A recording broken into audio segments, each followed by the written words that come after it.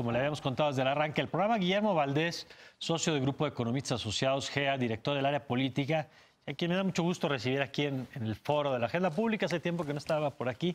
Siempre me da mucho gusto. Guillermo, ¿cómo estás? Buenos días, Mario. Mucho gusto. Gracias por la invitación. No, con gusto. Ayer presentaron ustedes su nuevo reporte, que es un reporte que van haciendo periódicamente, con datos muy interesantes. Si te parece, vamos revisando algunos. Sí, con mucho gusto. Yo empezaría por la evaluación del país, un poco cómo nos sentimos los mexicanos, cómo estamos viendo, por ejemplo, la valoración del gobierno, que está en niveles muy bajos.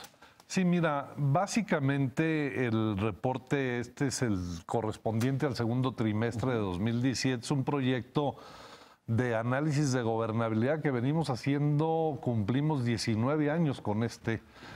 Entonces ya tenemos un análisis histórico muy interesante de cómo ha evolucionado la opinión pública. Que además es público el reporte, vale la pena que usted se asome al estudio completo en la página de ICE. Así es. Entonces, mira, lo primero es que la gente está muy molesta con el tema de la seguridad pública, ¿no? A la hora que le preguntamos cuál es el principal problema del país y cuál es el principal problema de su localidad, con claridad la gente te responde la inseguridad pública. O sea, hay mucha preocupación por todo lo que está pasando en el país en términos de asesinatos, de robos, secuestros, extorsión, etcétera. Y piensan, por ejemplo, se le va sumando porque le preguntamos a la gente cuál es el principal error del gobierno del presidente Peña y te dice 11% no combatir la inseguridad y luego 8% el gasolinazo. Todavía traen presentes el gasolinazo.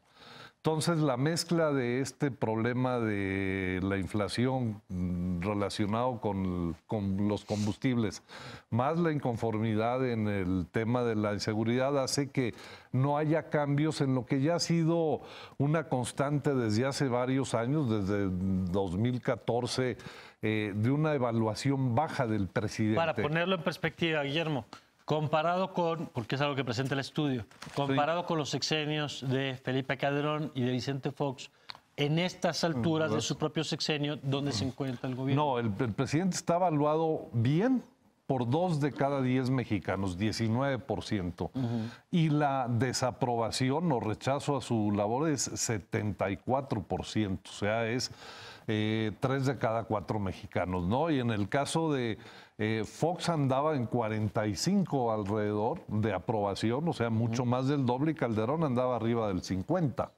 Entonces, realmente son en nuestros casi 20 años de encuestas, nunca habíamos tenido un presidente por debajo del 20%. Hay el tema, por ejemplo, decías, el tema de la seguridad, pero el tema de la corrupción aparece también. Por supuesto que es el tercer tema, o sea, después del gasolinazo está no combatir la corrupción.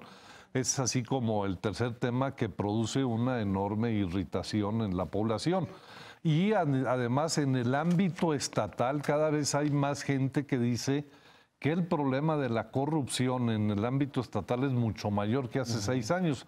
Estaba en 33, ahora anda en 42% de gente que dice la corrupción está. Y los que se dicen afectados directamente por la corrupción, y aquí no se trata de, no sé, los casos como las casas blancas o cosas, sino pues la corrupción cotidiana del inspector que va y te quiere extorsionar en tu negocio, el policía que te quiere morder, todo ese tipo de...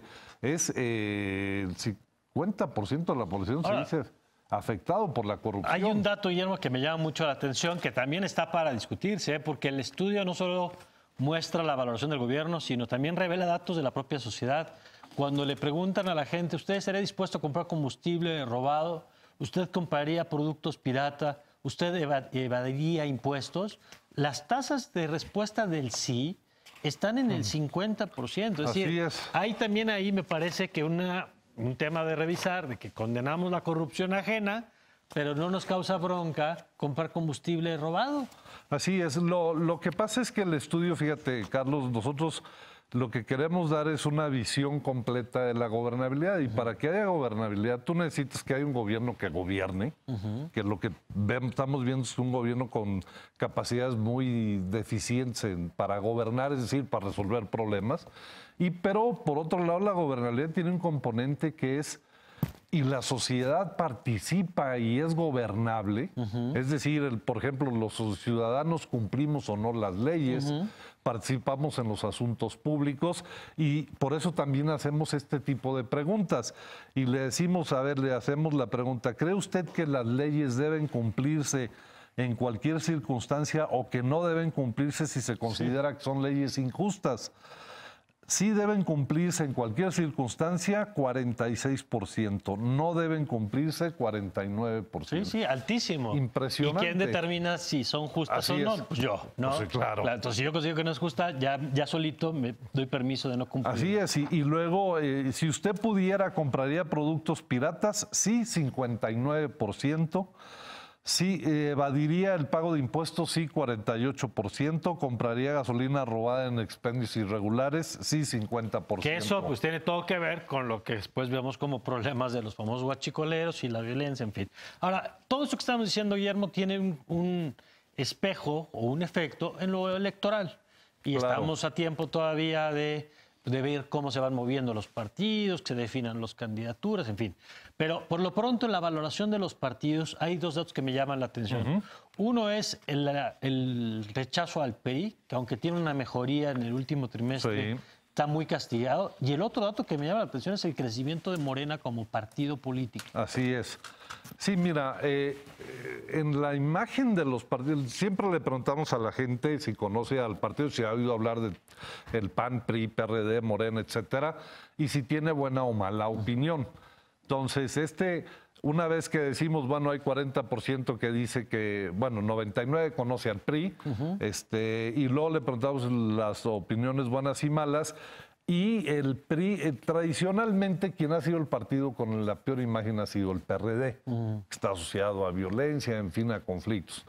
Pero desde hace el anterior semestre el PRI se desplomó y ahora ocupa el último lugar en imagen pública.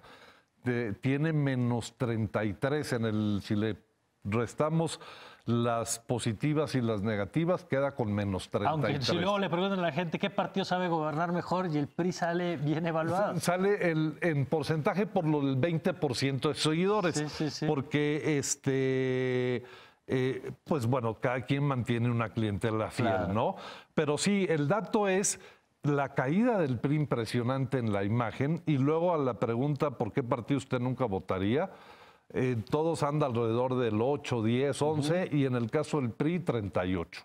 Vaya, pues datos. Y terminaría. Y lo de Morena es la intención de voto por partido, andaría PAN 20, PRI 19, Morena 19.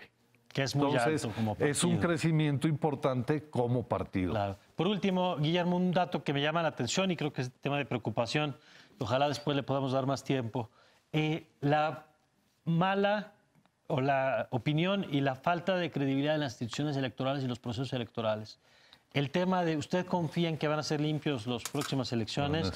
Hay varias preguntas con respuestas consistentes, un nivel de desconfianza altísimo. Así es.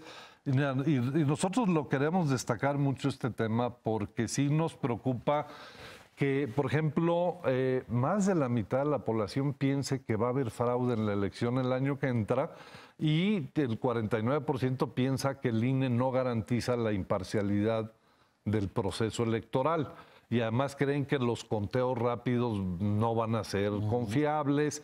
Y lo que pasa es que se nos viene una elección muy competida, probablemente con números muy cerrados, alrededor del 30%, 31%, como fue el Estado de México, etcétera. Porque el PAN, por cierto, también sale bien evaluado como marca nacional. Así es.